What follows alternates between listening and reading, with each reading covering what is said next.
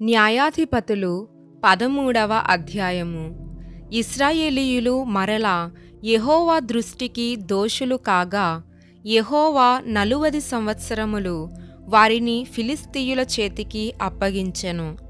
ఆ కాలమున దాను వంశస్థుడును జొర్యా పట్టణస్థుడునైన మానోహ అనునొకడుండెను. అతని భార్య గొడ్రాలై కానుపు లేకయుండెను. యెహోవా దూత ఆ స్త్రీకి ప్రత్యక్షమై, ఇదిగో నీవు గొడ్రాలవు, నీకు కానుపు లేకపోయెను. అయితే నీవు గర్భవతివై కుమారుని కందువు. కాబట్టి నీవు జాగ్రత్తగా ఉండి ద్రాక్షారసమునే గాని మద్యమునే గాని త్రాగకుండుము. అపవిత్రమైన దేనినైనను తినకుండుము. నీవు గర్భవతివై కుమారుని కందువు. అతని తల మీద మంగళకత్తి వేయకూడదు. ఆ బిడ్డ గర్భమున పుట్టినది మొదలుకొని దేవునికి నాజీరు చేయబడినవాడై ఫిలిష్తీయుల చేతిలో నుండి ఇశ్రాయేలీయులను రక్షింప మొదలుపెట్టునని ఆమెతో అనగా, ఆ స్త్రీ తన పెనిమిటి యొద్దకు వచ్చి, దైవజనుడొకడు నా యొద్దకు వచ్చెను. అతని రూపము దేవదూత రూపమును పోలినదై మిక్కిలి భీకరముగా ఉండెను. అతడు ఎక్కడ నుండి వచ్చెనో నేనడుగలేదు.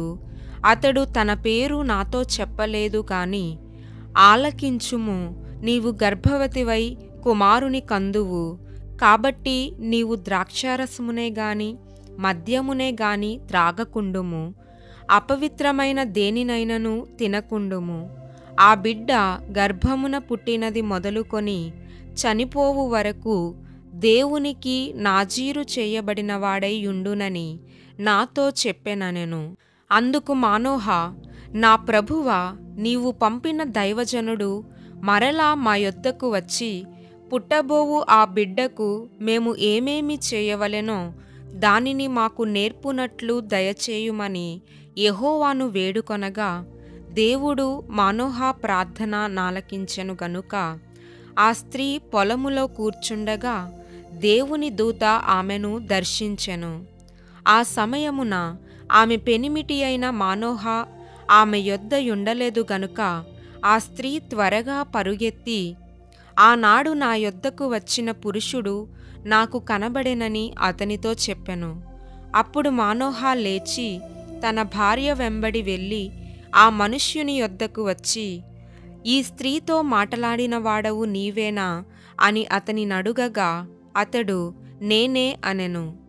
అందుకు మానోహ, కావున నీ మాట నెరవేరునప్పుడు ఆ బిడ్డ ఎట్టివాడగునో అతడు చేయవలసిన కార్యమేమిటో తెలుపుమని మనవి చేయగా, యెహోవా దూత, నేను ఆ స్త్రీతో చెప్పినదంతయు ఆమె చేకొనవలెను. ఆమె ద్రాక్షావల్లి నుండి పుట్టినదేదియూ తినకూడదు. ఆమె ద్రాక్షారసమునైనను మద్యమునైనను త్రాగకూడదు. అపవిత్రమైన దేనినైనను తినకూడదు. నేను ఆమెకాజ్ఞాపించినదంతయు ఆమె చేకొనవలెనని మానోహతో చెప్పెను.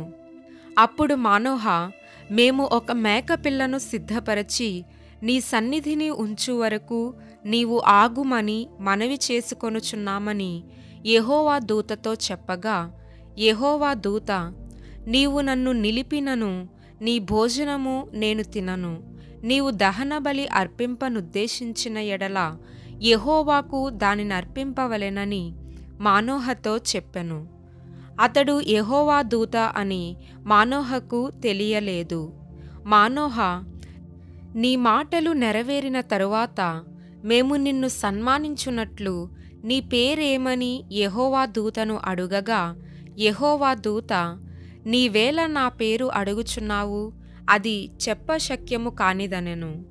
అంతట మానోహ నైవేద్యముగా నొక మేకపిల్లను తీసుకొని ఒక రాతి మీద యెహోవాకు అర్పించెను.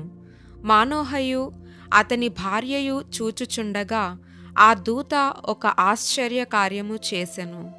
ఎట్లనగా, జ్వాలలు బలిపీఠము మీద నుండి ఆకాశమునకు లేచుచుండగా యెహోవా దూత బలిపీఠము మీదనున్న ఆ జ్వాలలలో పరమునకు ఆరోహణమాయెను. మానోహయు అతని భార్యయు దానిని చూచి నేలకు సాగిలపడిరి. ఆ తరువాత యెహోవా దూత మరల మానోహకును అతని భార్యకును ఇక ప్రత్యక్షము కాలేదు. ఆయన యెహోవా దూత అని మానోహ తెలుసుకొని, మనము దేవుని చూచితిమి గనుక మనము నిశ్చయముగా చనిపోదుమని తన భార్యతో అనగా, అతని భార్య, యెహోవా మనలను చంపగోరిన ఎడల ఆయన దహన బలిని నైవేద్యమును మన చేత అంగీకరింపడు, ఈ సంగతులన్నిటినీ మనకు చూపింపడు, ఈ కాలమున ఇట్టి సంగతులను మనకు వినిపింపడని అతనితో చెప్పెను. తరువాత ఆ స్త్రీ కుమారుని కని అతనికి సంసోను అను పేరు పెట్టెను. ఆ బాలుడు ఎదిగినప్పుడు యెహోవా అతనిని ఆశీర్వదించెను. మరియు యెహోవా ఆత్మ జొర్యాకును ఎస్తాయోలుకును మధ్యనున్న మహనెదానులో అతని రేపుటకు మొదలుపెట్టెను.